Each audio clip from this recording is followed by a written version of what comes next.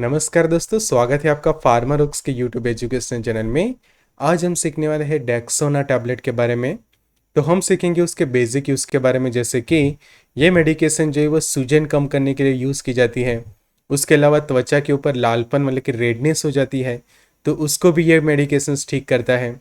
फिर खुजली होती है मतलब कि इचिंग होती है, और दर्द होता है, या फिर चर्म रोग यानी कि स्किन इन्फेक्शन कोई है, तो सभी मेडिकल कंडीशंस को या फिर उसके अलावा भी बहुत सारे कंडीशंस को ये मेडिकेशन जो है वो ट्रीट करता है। तो उसकी डिटेल स्टडी करेंगे और जानेंगे कि उसका डोज क्या है, उसके साइड इफ़ेक्ट्स वगैरह क्या है, वार्निंग्स क्या रहती है, तो जानते हैं आज के लेक्चर के अंदर। तो ऐसे ही आपको सीखना है बहुत सारी दवाइयों के बारे में। तो आप जो है वो मेडिसिन कोर्स को ज्वाइन कर सकते हैं फार्मारोक्स के ऊपर, कि जहाँ पे आप बहुत सारी दवाइयों के बारे में सीखते हैं, कि जैसे आज यहाँ पे हम डेक्सोना के बारे में सीखने वाले हैं। ऐसी बहुत सारी दवाइयों के बारे में सीखे फार्मारोक्स के ऊपर। तो ये कोर्स को ज्वाइन करने के लिए आप हमें व्हाट्सएप कर सकते हैं 9016312020 पे, या फिर हमारी ऐप को डाउनलोड कर सकते हैं। लिंक आपको डिस्क्रिप्शन बॉक्स में मिल जाएगी। तब आते हैं टॉपिक पे और जानते हैं डेक्सोना टैबलेट के बारे में। तो ये ऐसे क्लास का मेडिकेशन है कि जिसको हम स्टेरॉइड्स कहते हैं, और स्टेरॉइड्स के अंदर ये ग्लूकोकॉर्टिकोइड्स का टाइप का स्टेरॉइडल मेडिकेशन है, कि जिसके अंदर जो सॉल्ट कंटेंट की हम बात करें तो वो है डेक्सामिथासोन। और इसके मैन्युफैक्चर की हम बात करें तो जाइडस हेल्थ केयर लिमिटेड जो उसके मैन्युफैक्चर है। और टैबलेट के स्ट्रेंथ की हम बात करें तो 0.5 मिलीग्राम जो है वो मेडिकेशन इसके अंदर प्रेजेंट होती है। तो अब अच्छे से उसके लेबल की स्टडी करते हैं। तो सबसे पहले आप ऊपर की ओर देखो, RX लिखा हुआ है, मतलब कि ये जो मेडिकेशन है वो प्रिस्क्रिप्शन बेस्ड मेडिकेशन है। फिर यहाँ पे सॉल्ट कंटेंट डिटेल में लिखा है कि डेक्सामिथासोन, और जो है वो एज पर IP उसको बनाया गया है, मतलब कि इंडियन फार्माकोपिया के स्टैंडर्ड के अकॉर्डिंग बनाया गया है। डेक्सोना जो है उसका ब्रांड नेम है, कि जो जाइडस कैडिला जो हेल्थ केयर लिमिटेड है उसको जो मैन्युफैक्चर करते हैं, तो उन्होंने इसका जो ब्रांड नेम है वो है डेक्सोना रखा हुआ है।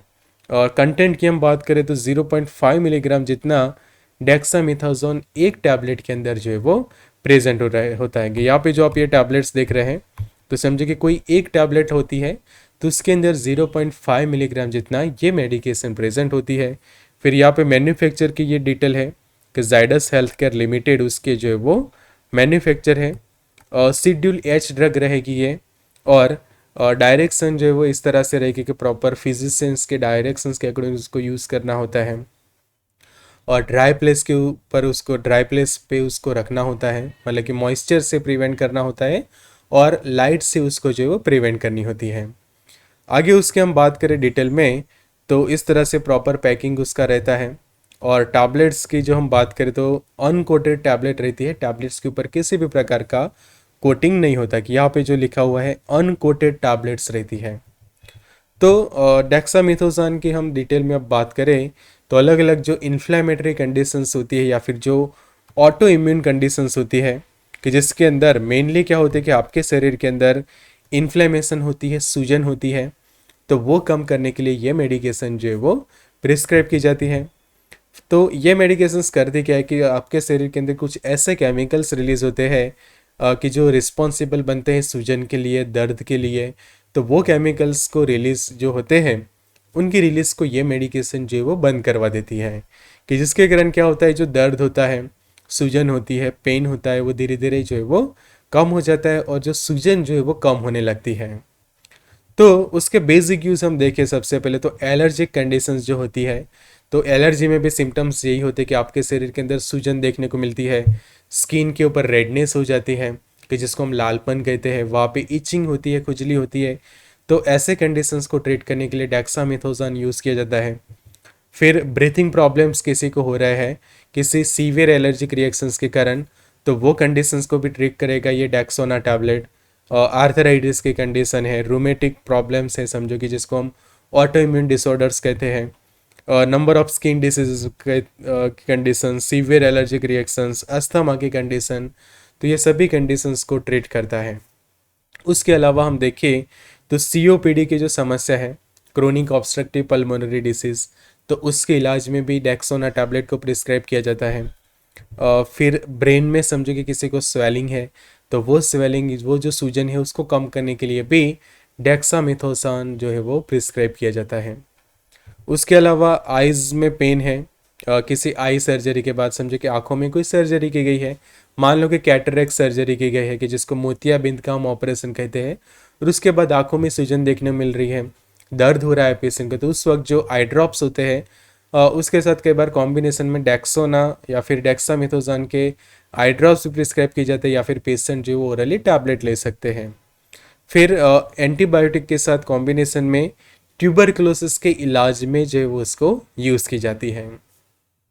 अब बात करते हैं उसके प्राइस की, तो प्राइस जो है वो काफ़ी अफोर्डेबल है। ये इसकी जो प्राइस होती है कि समझो कि 10 टैबलेट का आप स्ट्रिप परचेस करते हैं तो उसकी प्राइस रहती है सिर्फ 2 से लेकर 3 रुपीज़। आगे बात करते हैं उसके डोज की, तो डोज जो है उसका रहता है 0.5 से लेकर 5 मिलीग्राम पर डे जितना ओरली। तो 0.5 mg per day minimum dose रहेगा, मैक्सिमम डोज रहेगा 5 mg पर डे।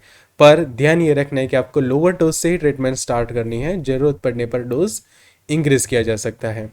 तो खासकर 1 या 2 टैबलेट पेशेंट जो वो पर डे ले सकता है, या फिर ज़रूरत पड़ने पर 3 टैबलेट पर डे, पर हाई डोज में उसको यूज़ करने की कोई ज़रूरत नहीं रहती। और 2 टैबलेट के जो डोजेस के बीच में मिनिमम 8 से लेकर 12 घंटे का टाइम इंटरवल रखना चाहिए। अब बात करते हैं उसके मैकेनिज्म की कि कैसे ये मेडिकेशन काम करती है। तो ये मेडिकेशंस क्या करती है, इम्यूनोसप्रेसेंट उसके पास एक्टिविटी है, as well as anti inflammatory activity है। तो ऐसे जो मेडिएटर्स या फिर केमिकल रिलीज होते हैं कि जो रिस्पॉन्सिबल है सूजन के लिए, तो उनकी एक्टिविटी को इनहिबिट करके डेक्सोना टैबलेट जो है वो काम करता है। साइड इफ़ेक्ट्स की हम बात करें तो अगर कोई पेशेंट उसको लंबे समय तक यूज़ करता है तो उसके कारण आपके शरीर के ऊपर इस तरह से एक्ने हो सकता है, कि जिसको हम एक्ने की कंडीशंस कहते हैं। पिंपल जैसा आंखों स्किन के ऊपर बन सकता है। इंसोम्निया मतलब कि नींद ना आना, वर्टिगो मतलब कि चक्कर आ सकते हैं, वेट गेन मतलब कि वजन बढ़ना, ऐसा एक साइड इफेक्ट ये मेडिकेशंस करवा सकती है। स्किन हीलिंग जो है वो इम्पेयर करवा सकती है, कि आपकी स्किन के ऊपर कुछ समझो कि रिएक्शंस ऐसा कुछ हुआ था, स्किन डैमेज हुई है किसी तरह से, और वो समझो कि ऑटोमेटिकली हीलिंग हो रही है, पर उसको डिले करवा सकता है ये मेडिकेशन।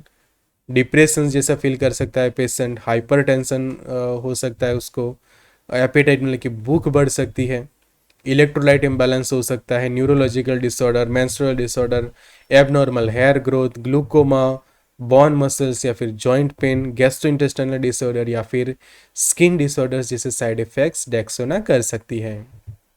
फिर उसके कॉन्ट्राइंडिकेशंस की बात करें तो प्रेगनेंसी में उसको यूज़ नहीं करनी है।